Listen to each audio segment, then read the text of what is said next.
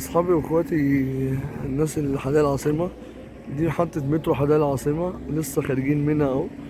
انت بتطلع من هنا من الباب دوت، بتدي ظهرك للباب. ده الجهاز اللي هو الازرق اهو، اللي هناك دوت، ده الجهاز.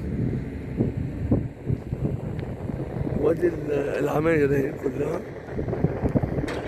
طبعا ايه، انت بتعدي بقى، بتمشي الحته ديت، بتمشي كده مطرح من الميكروباص ده جاي، تمشي من هناك كده. تمام.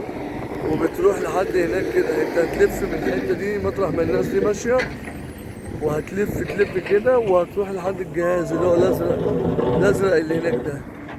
وادي محطه المترو اهي. المترو اشتغل ومية مية يعني، والمدينه الناس شغاله هناك اهو. والف مبروك لكل اللي جاله التخصيص والشقق في حدائق العاصمه.